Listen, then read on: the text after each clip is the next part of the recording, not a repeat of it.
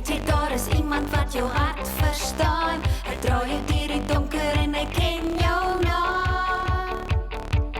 As jy soms alleen voel en jou hart is seer, gee dit net vir Jesus, hy kan dit